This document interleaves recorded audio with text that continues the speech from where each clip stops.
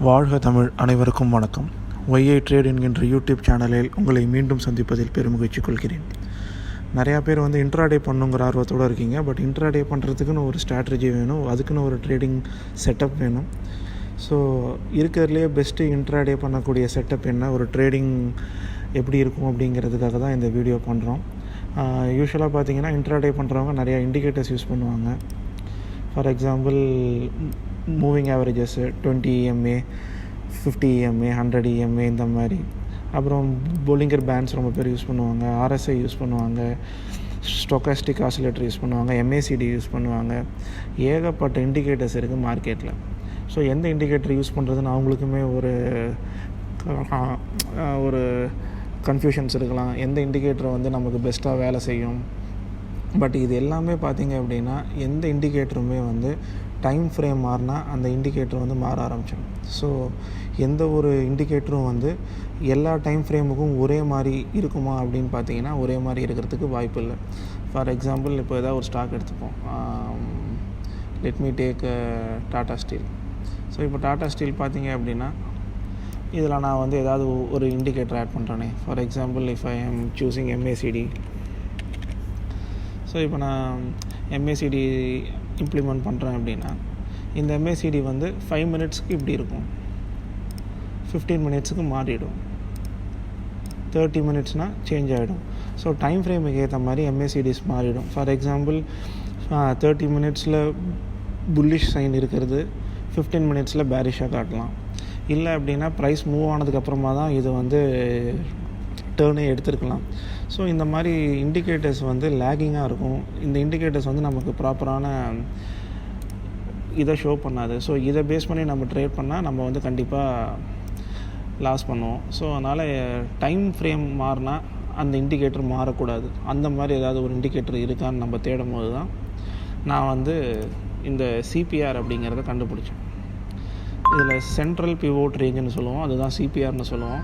So இந்த CPR என்ன, அது எப்படி ஒர்க் பண்ணுதுங்கிறதெல்லாம் நம்ம இந்த வீடியோஸில் பார்ப்போம். இந்த CPR எப்படி கேல்குலேட் பண்ணுறாங்கன்னா பெருசாக ஒன்றும் இல்லைங்க. ப்ரீவியஸ் டே நேற்று அந்த ஸ்டாக்கோட ஹை எவ்வளோ போயிருக்கு, லோ எவ்வளோ போயிருக்கு, என்ன ப்ரைஸில் க்ளோஸ் ஆகிருக்கு. ஸோ இதெல்லாம் பேஸ் பண்ணி தான் இந்த CPR கேல்குலேட் பண்ணுறாங்க. இந்த CPRோட கேல்குலேஷன் ரொம்ப முக்கியம்லாம் நமக்கு கிடையாது. ஏன்னா நம்ம இண்டிகேட்டர் போட்டாலே வந்துட போகுது. ஃபார் எக்ஸாம்பிள் இப்போது ட்ரேடிங் வியூ ஓப்பன் பண்ணியிருக்கேன். ட்ரேடிங் வியூ ஓப்பன் பண்ணிவிட்டு இன்றைக்கி டாடா ஸ்டீல் ரொம்ப நல்லா போச்சு இல்லையா ரேலி. ஸோ அதனால் மற்ற ஸ்டாக்கை கான்சன்ட்ரேட் பண்ணுறதுக்கு பதிலாக டாடா ஸ்டீலே கான்சன்ட்ரேட் பண்ணலான்னு சொல்லி இப்போ ஒரு 5 மினிட்ஸ் கேண்டில் டாடா ஸ்டீலை ஓப்பன் பண்ணி வச்சுக்கலாம். இன்றைக்கி டேட் 9ஆம் தேதி. ஸோ 9ஆம் தேதியோட ப்ரைஸ் ஆக்ஷன் இந்த கேண்டில் இப்படி தான் ஃபார்ம் ஆகிருந்தது டாடா ஸ்டீலில். ஸோ இப்போ டாடா ஸ்டீலில் பார்த்தீங்க அப்படின்னா இந்த CPR எப்படி இதில் இம்ப்ளிமெண்ட் பண்ணலான்னு பார்ப்போம். இதில் இண்டிகேட்டர்ஸ் இருக்குது. போயிட்டு ஜஸ்ட் டைப் சிம்பிள் CPR. இங்கே வந்துருச்சு இல்லைங்களா, சிம்பிள் CPR. இந்த சிம்பிள் CPR எடுத்து நான் இம்ப்ளிமெண்ட் பண்ணேன் அப்படின்னா இந்த CPR அப்படிங்கிறது இப்படி ஃபார்ம் ஆகும். இதில் CPRயில் இந்த 3 கோடு இருக்குது இல்லைங்களா, 1 2 3, இது இந்த 3ம் சேர்ந்தது தான் CPR. அதாவது சென்ட்ரல் பிவோட் ரேஞ்ச். அதுக்கு தான் இதுக்கு அர்த்தம். இங்கே பார்த்தோம் இல்லையா, இந்த சென்ட்ரல் பிவோட் ரேஞ்ச், அதாவது சென்டரில் ஒரு பிவோட் பாயிண்ட் இருக்கும், அதுக்கு மேலே ஒரு கோடு, கீழே ஒரு கோடு. ஸோ மொத்தம் 3 கோடு சேர்ந்தது. ஸோ இங்கே நான் காட்டுற மாதிரியே மேலே ஒரு கோடு, கீழே ஒரு கோடு, சென்டரில் ஒரு கோடு. ஸோ இந்த 3 கோடும் சேர்ந்தது தான் என்ன சொல்கிறதுங்க, CPRனு சொல்கிறது. இந்த CPR யூஸ் பண்ணி எப்படி ட்ரேட் பண்ணலாம் அப்படிங்கிறது தான் பார்க்க போகிறோம். இந்த CPR கூட நம்ம என்ன பண்ண போகிறோம் அப்படின்னா பிவோட் பாயிண்ட்ஸ் அப்படிங்கிறத ஆட் பண்ணிக்க போகிறோம். பட் நீங்கள் சிம்பிள் CPRனு கொடுத்து நீங்கள் இண்டிகேட்டர்ஸில் போடும்போதே உங்களுக்கு பிவோட் பாயிண்ட்ஸும் வந்துடும். அப்படின்னா என்னென்னு கேட்டிங்க அப்படின்னா இந்த மேலே இருக்கு இல்லையா ரெட் கலர் கோடு, இது ரெசிஸ்டன்ஸ் 1 அப்படின்னு சொல்லுவோம். இதுதான் பிவோட் பாயிண்ட். அதே மாதிரி கீழே இருக்குது இல்லையா ஒரு க்ரீன் லைனு, அது சப்போர்ட் 1. மேலே இருக்கிற கோடு ரெசிஸ்டன்ஸ், கீழே இருக்கிற கோடு சப்போர்ட்டு. ஸோ பிவோட் பாயிண்ட்ஸ் அப்படிங்கிறது இப்படி தான் ஃபார்ம் ஆகும். ஸோ இதெல்லாத்தையும் நான் எரேஸ் பண்ணிடுறேன். நான் எகெயின் ஃபஸ்ட்லேருந்து சொல்கிறேன். இப்போ பார்த்துக்கிட்டிங்க அப்படின்னா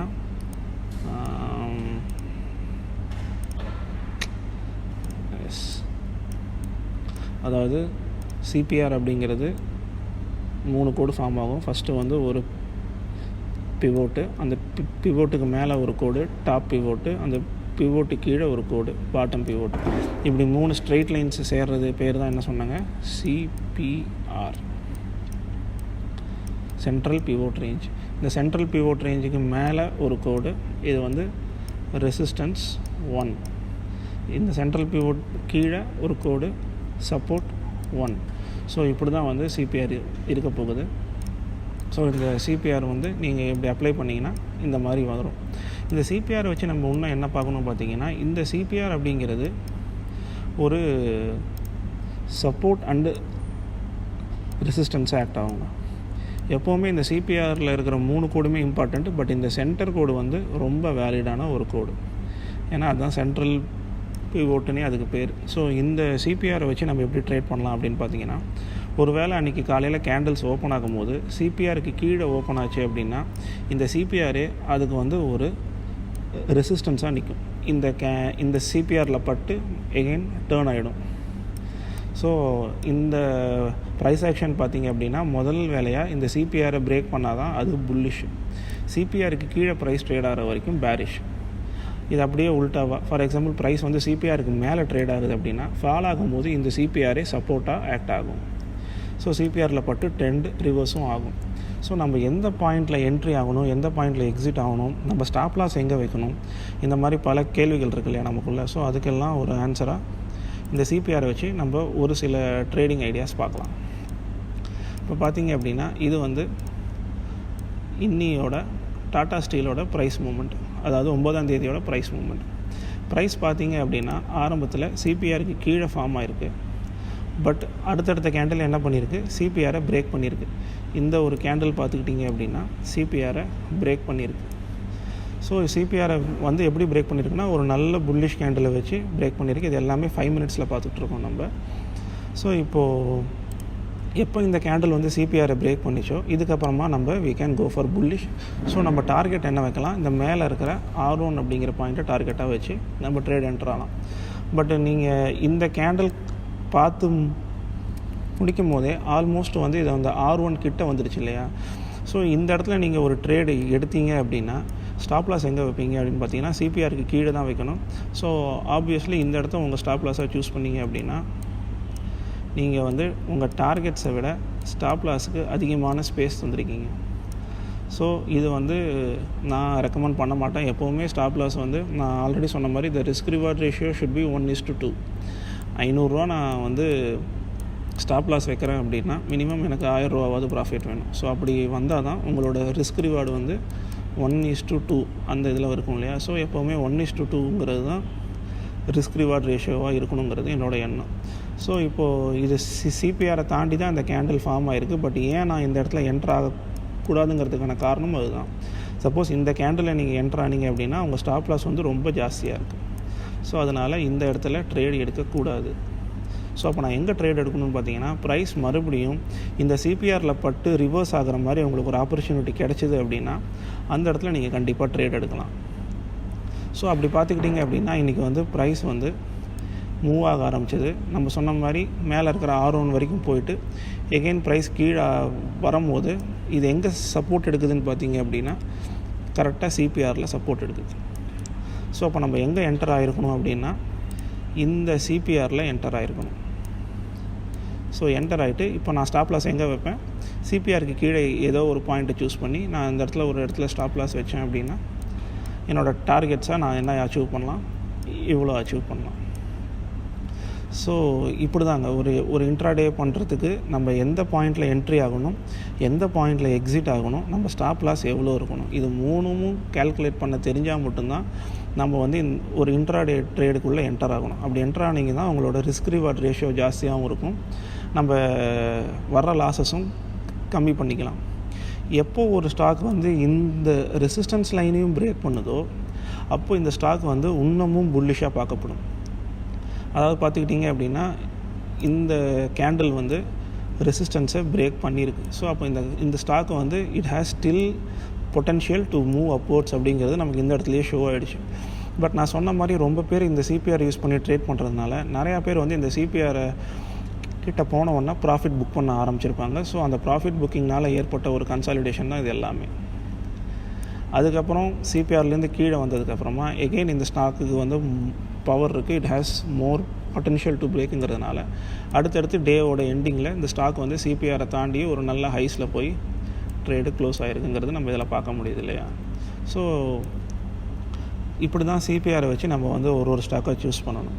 இந்த சிபிஆர் வந்து டாடா ஸ்டீலில் ஒர்க் பண்ண மாதிரி மற்ற ஸ்டாக்லலாம் ஒர்க் பண்ணியிருக்கான்னு பார்க்கலாம். எல்லாரோட ஃபேவரட்டான ஸ்டேட் பேங்க் எடுத்துக்கலாம். ஸோ இப்போ நீங்கள் ஸ்டேட் பேங்க் ஆஃப் இந்தியா அடிச்சிட்டிங்க அப்படின்னா, ஸோ இதுதான் ஸ்டேட் பேங்க் ஆஃப் இந்தியாவோட இன்னையோட பேட்டர்ன். ஸோ இப்போ பார்த்தீங்க அப்படின்னா, ஜஸ்ட் அ மொமெண்ட், இப்போ பார்த்துட்டிங்க அப்படின்னா ஸ்டேட் பேங்க்கோட ஃபஸ்ட்டு கேண்டில் இங்கே ஃபார்ம் ஆகிருக்கு. இதில் நான் இன்னொரு விஷயமும் உங்களுக்கு அடிஷ்னலாக சொல்கிறேன், ஞாபகம் வச்சுக்கோங்க. எப்போவுமே இந்த ஃபஸ்ட்டு கேண்டில் இருக்குது இல்லையா, இந்த ஃபஸ்ட்டு கேண்டிலில் ஒரு கோடு போடுங்க. ஃபஸ்ட்டு கேண்டிலோட ஹை இங்கே எஸ், ஃபஸ்ட்டு கேண்டிலோட லோ.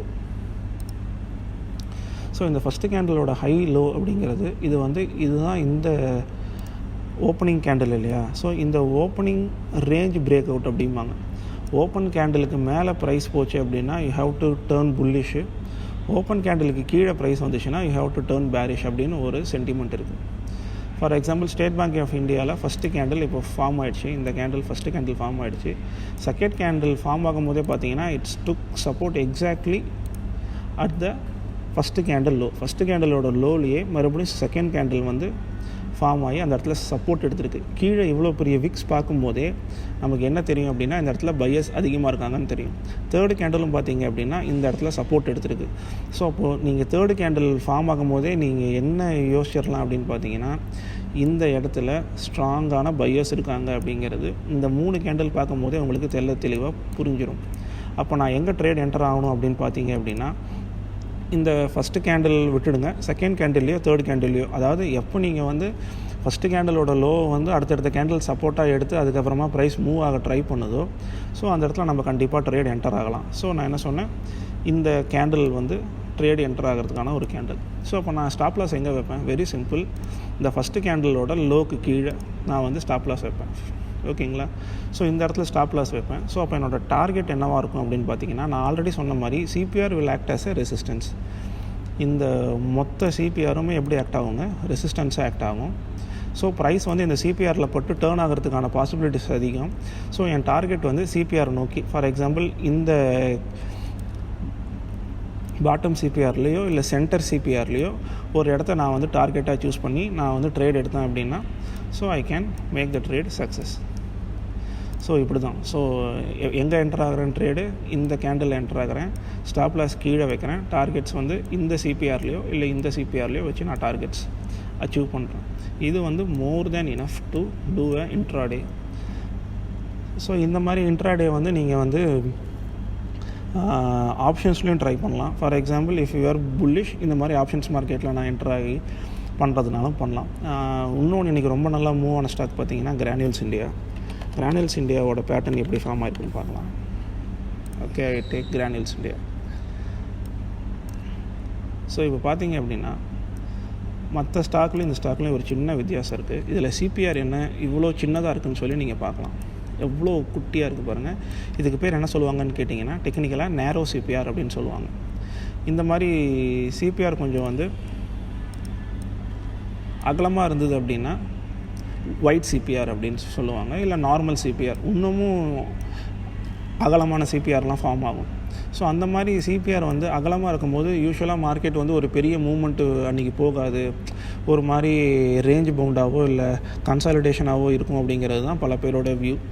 எப்போ வந்து ஒரு சிபிஆர் வந்து இந்த மாதிரி நேரோவாக ஃபார்ம் ஆகுதோ, இது வந்து 100%லாம் கிடையாது, there is high chances of trending, ஒன்றா அப்வேர்டாகவோ இல்லை டவுன்வேர்டாகவோ ஒரு நல்ல ட்ரெண்டிங் இருக்கிறதுக்கான ஆப்பர்ச்சுனிட்டி இருக்குது அப்படிங்கிறது நம்ம கண்டுபிடிக்கலாம். ஸோ இப்போ பார்த்தீங்க அப்படின்னா இதோட ப்ரைஸ் ஆக்ஷன் எப்படி இருந்திருக்குன்னா, ஃபஸ்ட்டு கேண்டில் ஓப்பன் ஆகும் போதே சிபிஆருக்கு கீழே ஓப்பன் ஆனாலும் க்ளோசிங் வந்து சிபிஆருக்கு மேலே ஒரு நல்ல க்ரீன் கேண்டில் வச்சு க்ளோஸ் கொடுத்துருக்கு. ஸோ அப்போவே நம்ம இந்த ஸ்டாக்கில் என்டர் ஆகலாம். டார்கெட் வந்து நம்ம சொன்ன மாதிரி இந்த R1 பாயிண்ட்டை டார்கெட்டாக வச்சு எய்ம் பண்ணி பண்ணலாம். இல்லை நீங்கள் ஃபஸ்ட்டு கேண்டில் மிஸ் பண்ணியிருந்தீங்கன்னா செகண்ட் தேர்ட் கேண்டில் என்ட்ரு ஆனீங்கன்னா உங்களோட ஸ்டாப் லாஸ் வந்து ரொம்ப ஜாஸ்தி ஆகிடும். ஸோ நீங்கள் என்ன பண்ணணும்னா மறுபடியும் ப்ரைஸ் வந்து CPR பக்கமாக வந்ததுன்னா நம்ம வாங்கிக்கலாம் அப்படிங்கிற ஒரு மைண்ட் செட்டில் தான் நீங்கள் இருக்கணும். ஸோ அதனால் பேஷன்ஸ் ரொம்ப முக்கியம். ஸோ இதில் பார்த்தீங்க அப்படின்னா எகெயின் வந்து நமக்கு ப்ரைஸ் வந்து மேலே ஏறி மறுபடியும் CPRயில் வந்து when it took support இந்த க்ரீன் கேண்டில் பார்க்கும்போதே நம்ம வந்து CPRயில் சப்போர்ட் எடுத்துக்கிச்சு அப்படிங்கிறத அசியூம் பண்ணிவிட்டு கண்டிப்பாக இந்த க்ரீன் கேண்டிலில் வந்து நம்ம ட்ரேட் என்டர் ஆகிருக்கலாம். ஸ்டாப் லாஸ் எங்கே வைப்பீங்க? CPRக்கு கீழே ஒரு பாயிண்ட்டை வச்சு ஸ்டாப் லாஸாக வச்சு ஃபஸ்ட்டு டார்கெட்டாக என்ன அச்சீவ் பண்ணலாம்? இந்த R1 அச்சீவ் பண்ணலாம். பட் இந்த R1 பாருங்கள் அடித்து தூக்கி பிரேக் ஆகிருக்கு. ஒரு பெரிய கேண்டில் வச்சு இந்த ரெசிஸ்டன்ஸ் பிரேக் ஆகிருக்கு. ஸோ இந்த ரெசிஸ்டன்ஸ் பிரேக் ஆகும்போதே நான் சொன்ன மாதிரி இந்த ஸ்டாக்குக்கு வந்து it still have the potential to go upward அப்படிங்கிறது தெளிவாக ஷோ ஆகுது. நம்ம டாடா ஸ்டீலில் பார்த்த மாதிரி அதே கான்செப்ட் தான். ஸோ அப்போ பார்த்தீங்கன்னா நம்மளை மாதிரி ரொம்ப பேர் ட்ரேட் பண்ணுவாங்கன்னு சொன்னேன், ரொம்ப பேர் இந்த இடத்துல ப்ராஃபிட் புக் பண்ணுவாங்கன்னு சொன்னேன். ஸோ ஆட்டோமேட்டிக்காக இந்த இடத்துல என்ன ஆகுது? ஒரு கன்சாலிடேஷன் ஃபார்ம் ஆகுது. டாடா ஸ்டீலில் பார்த்த மாதிரியே தான் மறுபடியும் இந்த ரெசிஸ்டன்ஸை சப்போர்ட்டாக எடுத்துக்கிட்டு ப்ரைஸ் மூவ் ஆக ஆரம்பிச்சது தாங்க ஒரு நல்ல ரேலி. கிட்டத்தட்ட இன்றைக்கி பார்த்தீங்க அப்படின்னா ஓவர் 7% மேலே வந்து கிரானியூல்ஸ் வந்து இன்றைக்கி மூவ் பண்ணியிருக்கு. It's extraordinary move. இந்த மூவ் வந்து நம்ம இன்ட்ராடேலையும் கேட்ச் பண்ணியிருந்துருக்கலாம். ஸோ பாருங்கள், இந்த ரெசிஸ்டன்ஸ் பிரேக் ஆன உடனே இதோட ரேலி வந்து எவ்வளோ அமேசிங்காக இருந்திருக்குன்னு சொல்லிட்டு பாருங்கள். ஸோ ஒரு ஸ்டாக்கில் வந்து பிளைண்டாக, அதாவது நேற்று வந்து இந்த ஸ்டாக்கு வந்து ஒரு 10 ரூபா ஃபால் ஆகிருக்கு, அதனால் இன்றைக்கி அது இந்த ஸ்டாக் வந்து 10 ரூபா ஏறும் அப்படின்னு சொல்லி நம்ம வந்து பிளைண்டாக ஒரு ட்ரேட் எடுக்காமல், நம்ம ட்ரேட் எடுக்கும் போது தேர் ஷுட் பி லாஜிக். நான் 3 விஷயம் முக்கியமாக சொன்னேன். ஒன்று வந்து பாயிண்ட் ஆஃப் என்ட்ரி, எந்த பாயிண்ட்டில் என்ட்ரு ஆகணும். ஃபார் எக்ஸாம்பிள் இதுதான் என்னோடய பாயிண்ட் ஆஃப் என்ட்ரி அப்படின்னா இந்த பாயிண்ட்டில் நான் என்ட்ரு ஆகணும், எந்த இடத்துல நான் ஸ்டாப் லாஸ் வைக்கணும், இந்த இடத்துல நான் ஸ்டாப் லாஸ் வைக்கணும். ஸோ நான் எந்த இடத்துல டார்கெட்டாக எய்ம் பண்ணணும்னா ஃபஸ்ட்டு டார்கெட்டாக இதை எய்ம் பண்ணுங்கள். இதை இந்த மாதிரி ஒரு பெரிய கேண்டில் பிரேக் பண்ணும்போதே இந்த ஸ்டாக்குக்கு வந்து பொட்டென்ஷியல் இருக்குங்கிறத அண்டர்ஸ்டாண்ட் பண்ணிக்கோங்க. அடுத்த ஒரு ஆப்பர்ச்சுனிட்டி வர்றதுக்காக வெயிட் பண்ணுங்கள். எப்போ இந்த மாதிரி ஒரு பெரிய கேண்டில் வந்து ஒரு கன்ஃபர்மேஷன் உங்களுக்கு கிடைக்குதோ தாராளமாக இந்த கேண்டலோட லோவே ஸ்டாப் லாஸாக வச்சுக்கிட்டு அடுத்த ஒரு ட்ரேட் என்ட்ரு ஆகலாம். ஸோ இது வந்து ட்ரேட் 1, இது வந்து ட்ரேட் 2, இப்படி 2 ட்ரேடாக கூட நீங்கள் வந்து கிரானியூல்ஸில் ட்ரேட் பண்ணியிருக்கலாம். எந்த ஸ்டாக் வேணாலும் எடுத்துக்கோங்க, ரேண்டமாக ஏதாவது ஒரு ஸ்டாக் யூஸ் பண்ணி கூட எடுத்துக்கோங்க. எல்லாமே இந்த ப்ரைஸ் ஆக்ஷனை வந்து ஃபாலோ பண்ணும். அவ்வளோ ஏன் நிஃப்டி பேங்க் நிஃப்டியில் ட்ரேட் பண்ணுறவங்க கூட இதை வந்து எடுத்துக்கலாம். ஃபார் எக்ஸாம்பிள் இன்றைக்கி நிஃப்டி எப்படி பிஹேவ் பண்ணியிருக்குங்கிறத பார்க்கலாம். சிஸ்டம் கொஞ்சம் ஸ்லோவாக இருக்குது, லோட் ஆகிட்டுருக்கு. S, okay. நிஃப்டி இன்றைக்கி எப்படி ட்ரேட் ஆகிருக்குன்னு பார்க்கும்போது பார்த்தீங்க அப்படின்னா நிஃப்டி ஓப்பன் ஆனதே CPRக்கு கீழே ஓப்பன் ஆகிருக்கு. So it is bearish. So எப்போ CPR கீழே ஓப்பன் ஆகுதோ நான் உங்களை என்ன போட சொன்னேன், ஒரு லைன் போட சொன்னேன். அதாவது இந்த ஓப்பனிங் ரேஞ்ச் பிரேக் அவுட் எப்படி கண்டுபிடிக்கிறதுங்கிறதுக்கான ஒரு லைன். ஸோ இந்த கேண்டலோட மேலே ஒரு கோடு, இந்த கேண்டலோட கீழே ஒரு கோடு. ஸோ செகண்ட் கேண்டில் வந்து இந்த கேண்டலோட லோவை பிரேக் பண்ணும்போது கண்டிப்பாக நம்ம பேரிஷ் மூவ் வச்சு என்ட்ரு ஆகலாம். பட் என்ன பிரச்சனைன்னு கேட்டிங்கன்னா நமக்கு கீழே வந்து சப்போர்ட் இருக்குது. ஸோ இந்த சப்போர்ட்டை எடுத்து மறுபடியும் ஸ்டாக் வந்து ரிவர்ஸ் ஆகிறதுக்கான பாசிபிலிட்டிஸ் அதிகங்கிறதுனால இந்த இடத்துல நீங்கள் வந்து ஷார்ட் என்டர் ஆனீங்க அப்படின்னா, ஃபார் எக்ஸாம்பிள் இந்த கேண்டலில் இந்த இடத்துல நீங்கள் ஷார்ட் என்டர் ஆனீங்க அப்படின்னா உங்கள் டார்கெட்ஸ் ரொம்ப கம்மி, உங்கள் ஸ்டாப் லாஸ் ரொம்ப அதிகம். ஸோ இந்த இடத்துல ட்ரேட் எடுக்கிறதுக்கு அலோவ் கிடையாது. ஸோ அப்போ நம்ம எங்கே ட்ரேட் எடுக்கணும் அப்படின்னு பார்த்தீங்கன்னா, எப்போ நமக்கு வந்து செகண்ட் கேண்டில் கன்ஃபார்ம் பண்ணுதோ, அதாவது இதை வந்து சப்போர்ட்டாக எடுத்து நான் டேர்ன் ஆக போகிறேன் அப்படிங்கிறதுக்கான ஒரு கன்ஃபர்மேஷன் உங்களுக்கு எப்போ கிடைக்குதோ அப்போது ஆட்டோமேட்டிக்காக நம்ம வந்து இந்த இடத்துல இருக்கிற ஏதோ ஒரு கேண்டலில் நம்ம என்டர் ஆகிட்டு ஸ்டாப் லாஸை வந்து இந்த கேண்டலோட லோக்கு கீழே ஸ்டாப் லாஸ் வச்சிங்க அப்படின்னா, ஸோ இப்போ நான் டார்கெட்ஸ் என்ன அச்சீவ் பண்ணணும்னு சொன்னிங்கன்னா, நான் ஃபஸ்ட்டு வச்ச மாதிரி இந்த ஓப்பனிங் ரேஞ்ச் இருக்கு இல்லையா, இந்த இடமே இந்த ஸ்டாக்குக்கு வந்து ஒரு ரெசிஸ்டன்ஸாக ஆக்ட் ஆகும். You can see clearly stock வந்து கரெக்டாக அந்த ஓப்பனிங் ரேஞ்ச் வரைக்கும் போயிட்டு it took a fall, opening range வரைக்கும் போயிட்டு it took a fall, opening range வந்து இந்த இடத்துல பிரேக் பண்ணியிருக்கு. ஸோ இந்த ஓப்பனிங் ரேஞ்சே வந்து ஒரு டார்கெட்டாக வச்சு, ஸோ இந்த இடத்துல என்ட்ரு ஆகி இது வந்து உங்களோட டார்கெட்டாக வச்சு ஈஸியாக வந்து நீங்கள் நிஃப்டி பேங்க் நிஃப்டி எதில் வேணாலும் ட்ரேட் பண்ணலாம். ஃபார் எக்ஸாம்பிள் இந்த ரேஞ்சஸ் வந்து 15,649 அப்படின்னா இது வந்து 15,697, கிட்டத்தட்ட ஒரு 40-50 பாயிண்ட்ஸ் வந்து உங்களுக்கு இந்த இடத்துலையே கண்டிப்பாக ரேலி கிடச்சிருக்கும். ஸோ கைஸ், இதுதான். நீங்கள் இது மாதிரி நிறையா ஸ்டாக் எடுத்துக்கோங்க. அந்த எல்லா ஸ்டாக்லேயும் வந்து அந்த CPR வந்து ஒர்க் பண்ணுதாங்கிறத அப்ளை பண்ணி பாருங்கள். கண்டிப்பாக இது வந்து ஒரு நல்ல ஒரு டூலாக உங்களுக்கு வந்து இன்ட்ராடேக்கு அமையும். ஃபார் எக்ஸாம்பிள் சன் டிவி, எந்த ஸ்டாக் வேணாலும் எடுத்து பாருங்களேன். So Sun TV just moment. So Sun TV பார்த்தீங்க அப்படின்னா ப்ரைஸ் இந்த இடத்துல ஓப்பன் ஆகிருக்கு, பட் சிபிஆருக்கு கீழே போயிருக்கு. எகெயின் ப்ரைஸ் வந்து போனது சிபிஆரோட சென்டர் பிவோட்டை தாண்டறதுக்கு முடியல. ஸோ அங்கேருந்து எகெயின் ஃபால் ஆகிருக்கு. ஸோ இந்த மாதிரி தான் இது வந்து வைடு சிபிஆராக இருக்கிறதுனால மார்க்கெட் வந்து அன்றைக்கி ரொம்ப ட்ரெண்டிங்காக இல்லை, ஒரு மாதிரி கன்சாலிடேஷன் இப்படி தான் இருந்திருக்கு. ஸோ சிபிஆரை யூஸ் பண்ணி எல்லா ஸ்டாக்கும் கிட்டத்தட்ட இப்போ என்னோடய வாட்ச் லிஸ்ட்டில் இருக்கிறது பார்த்திங்கன்னா அங்கே டாடா கெமிக்கல்ஸ் எப்படி பண்ணியிருக்கு. ஸோ டாடா கெமிக்கல்ஸ் பார்த்திங்க அப்படின்னா ஃபஸ்ட்டு கேண்டில் வந்து இப்படி ஓப்பன் ஆகிருக்கு, செகண்ட் கேண்டில் சிபிஆரில் பட்டு டேர்ன் ஆகிருக்கு, தேர்டு கேண்டில் சிபிஆரை ஸ்ட்ராங்காக பிரேக் பண்ணுது. ஸோ சிபிஆர் இந்த இடத்துல பிரேக் பண்ணும் போதே நம்ம வந்து என்டர் ஆகிட்டு சிபிஆருக்கு கீழே ஒரு ஸ்டாப் லாஸ் போட்டு, ஸோ நம்ம ஆஸ் யூஷுவல் நம்ம சொல்கிற டார்கெட் வந்து R1 இருக்கு இல்லையா, ஸோ இந்த R1 வந்து டார்கெட்டாக வைக்கலாம். இது ஆல்மோஸ்ட் R1 பக்கமாக போயிருக்கு, பட் R1 போய் அதால் டச் பண்ண முடியல. ஓகே, பெருசாக ஒன்றும் இல்லை, ₹1 ₹2 வித்தியாசம். பட் நமக்கு இந்த ஒரு ரேலியை வந்து இங்கே ஈஸியாக கேட்ச் பண்ணியிருந்துருக்கலாம் இந்த ஸ்டாக்கில். ஸோ எல்லா ஸ்டாக்குமே மோர் ஆர் லெஸ் இந்த சிபிஆரை வந்து பிஹேவ் பண்ணும். சிபிஆர் வந்து எந்த டைம் ஃப்ரேம் போனாலும் 5 மினிட்ஸ் போனாலும் அதே தான், 15 மினிட்ஸ் போனாலும் அதே தான், எந்த டைம் ஃப்ரேமுக்கும் சிபிஆர் வந்து மாறாது. மோரோவர் கை சிபிஆர் வந்து நீங்கள் சார்ட் ஓப்பன் பண்ணும் போதே இந்த கோடு ஃபுல்லாக ஃபார்ம் ஆகிருக்காது, ஜஸ்ட்டு ஒரு டாட்டாக தான் இருக்கும். நீங்களாக வேணால் அந்த டாட்டை வந்து எக்ஸ்டெண்ட் பண்ணிக்கலாம். ஃபார் எக்ஸாம்பிள் நான் சொல்லணும் அப்படின்னா, ஃபார் எக்ஸாம்பிள் இன்றைக்கி Tata chemicals first candle open ஆகும்போது எப்படி இருந்திருக்குன்னு காட்டுறேன் ஒரு சாம்பிளுக்காக. ஃபார் எக்ஸாம்பிள் டாடா கெமிக்கல்ஸ் நேற்று க்ளோஸ் ஆகிடுச்சின்னு வைங்களேன், இன்னையோட ஃபஸ்ட்டு கேண்டில் ஓப்பன் ஆகும்போது இந்த மாதிரி 3 டாட்ஸ் தான் இருந்திருக்கும். மேலே வந்து R1, கீழே வந்து S1. ஸோ இந்த மாதிரி டாட்ஸ் தான் இருந்திருக்கும். இந்த டாட்ஸ் மாறாது. ஸோ நீங்கள் அந்த இடத்துல வச்சு ஒரு கோடே போட்டுக்கலாம். இதுதான் R1, இந்த ரேஞ்சு தான் சிபிஆர், கீழே இருக்கிற இந்த கோடு தான் S1 அப்படின்னு சொல்லி நீங்கள் ஒரு கோடே ஃபஸ்ட்டு ட்ரா பண்ணிக்கலாம். ஒவ்வொரு கேண்டிலாக ஃபார்ம் ஆக ஒவ்வொரு டாட்ஸாக வந்துக்கிட்டே இருக்கும். ஸோ இப்படி தான் ப்ரைஸ் ஆக்ஷன் ட்ரேட் ஆகிருக்கும். ஸோ இதான் கைஸ், இந்த வீடியோ ரொம்ப லென்த்தாக போயிட்டுருக்கு. நீங்கள் சிபிஆரை பற்றி கொஞ்சம் பாருங்கள், நீங்களாக சில ஸ்டாக்கில் எடுத்து அப்ளை பண்ணி பாருங்கள், எப்படி ரியாக்ட் பண்ணுதுன்னு பாருங்கள். இல்லை ஏதாவது டவுட்ஸ் இருந்ததுன்னா நீங்கள் எனக்கு வாட்ஸ்அப் பண்ணுங்கள், அப்படி இல்லாட்டி இதிலேயே சொல்லுங்கள். நம்ம நெக்ஸ்ட் வீடியோ கூட சிபிஆரை பற்றி இன்னும் டீட்டெயிலாக எக்ஸ்பிளைன் பண்ணுறதுனா பண்ணலாம். பட் இன்ட்ராடே வந்து நீங்கள் பிளைண்டாக பண்ணாமல் தயவு செஞ்சு நீங்கள் சிபிஆர் யூஸ் பண்ணி பண்ணும்போது நம்ம எந்த பாயிண்டில் என்ட்ரி ஆகணும், ஃபஸ்ட்டு பாயிண்ட் வந்து நம்ம எந்த பாயிண்டில் என்ட்ரி ஆகணும், எவ்வளோ ஸ்டாப் லாஸ் வைக்கணும், எந்த பாயிண்டில் எக்ஸிட் ஆகணும், இது 3 உங்களுக்கு வந்து தெளிவாக கிடைக்கும். பிளைண்டாக ஒரு இன்ட்ராடே என்ட்ராகிறத விட சிபிஆரை வச்சு மட்டும் ட்ரேட் பண்ணாலே நல்ல ரிசல்ட்டு பார்க்கலாம் அப்படிங்கிறது தான் என்னோடய வியூ. ஸோ இந்த வீடியோ இவ்வளோ பொறுமையாக கேட்ட எல்லாருக்கும் நன்றி, வணக்கம், தேங்க்யூ. நெக்ஸ்ட் வீடியோவில் சந்திப்போம். பாய்.